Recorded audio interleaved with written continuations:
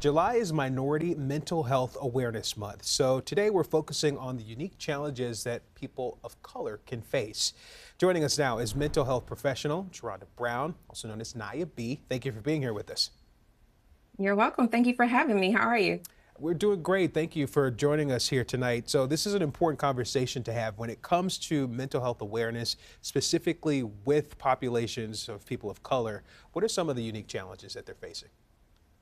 A lot of times they feel ostracized or they feel left out or they've been bogged down by the idea of being a minority and what they label that as being less significant or not mattering as much. But the reality is it means that you are very significant. Being a minority means that you actually stand out because you are smaller in number or you're represented in a smaller number.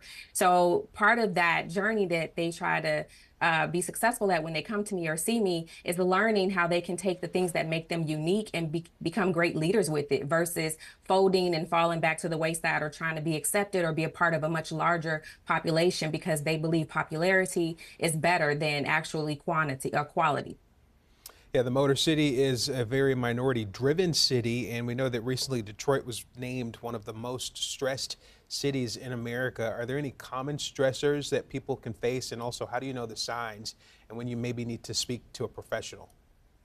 Some of the common stressors, of course, are financial concerns, lack of education, lack of supervision. A lot of it has to do with lack of parental guidance. Some people really struggle with wanting to get their parents' attention. And what they do for the rest of their life is they realize, like, hey, I'd rather take negative attention over none at all because not being seen is really a struggle for me. So this is where you see an increase in crime. There's a lot of poor coping skills. People don't know how to deal with being told no, how to deal with rejection or someone not agreeing with them. So there's a variety of stressors that they have. And a lot of it begins with just what are you getting at home? What are people teaching you? What are people showing you? What are you taking in? So if you pair that with poverty, you pair that with poor coping skills, you pair that with a trauma, abuse, because there's a lot of things that happen in the inner city, such as a lot of violence, like we talked about with the mass shooting that just took place. So there's a lot of things that happen that sit with people and they carry that into their relationships to now they can't have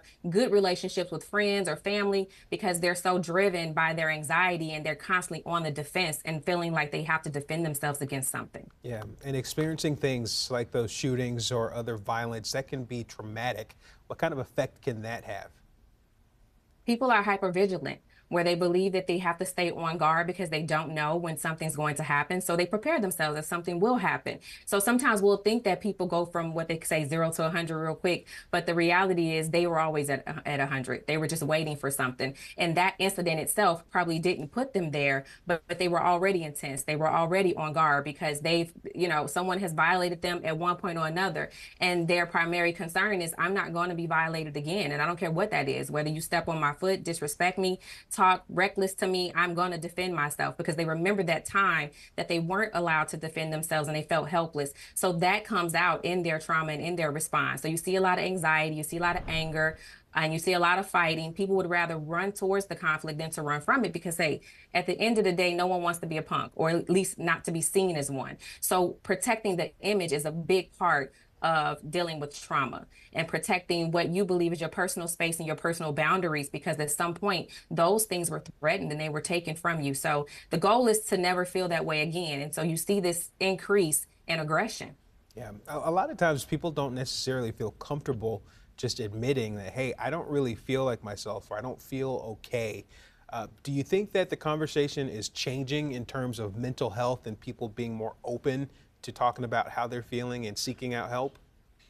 I definitely think that it's changing. I think that social media has definitely helped with normalcy when it comes to mental health and mental health awareness.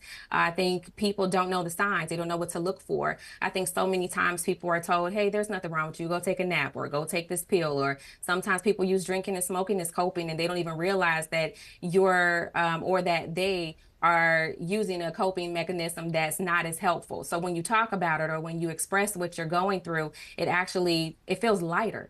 people who are actually healing, they feel lighter. Negative emotions are very, very heavy, which is why you're sleeping or you don't feel like being bothered or even that anger. So I think it's changing once people start to see like, oh, this made me feel better. Telling somebody made me feel better. I'm dealing with this in a better light. Maybe I should continue to talk. And I think the important part is finding safe people to talk to. That's the issue. It's not wanting to talk as it is finding someone who's going to validate that for you and not going to minimize your experience or make it about them. Yeah, very important to keep in mind as we continue with this month and making sure that people get the message of what this means. What are you hoping that people walk away from learning? I really want people to learn how to let go. I think a big part of it is holding on to this idea that we are owed something and that something belongs to us and that people owe us an apology or they owe us a better life or they owe us some sort of new life. And I think that the minute we realize that although people hurt us, the healing is on us. So people may hurt you, but the healing is also on you. If someone hits you with a car, you're going to lay there or you're going to get up and you're going to get help because that car can keep going. And that's what happens in life. And I want people to understand that if you let go of this expectation or these ideas, you can definitely have a free life, a life that is definitely free of negative emotions and disappointment and a lack of forgiveness. Because your forgiveness is not about people mistreating you again, as it is about you being happy and having a better understanding of how to take care of yourself. Yeah, and there's power in releasing it, right? Absolutely. Absolutely. All right. Naya B., thank you so much for your time. We appreciate this insightful conversation. You're very welcome. Thank you for having me.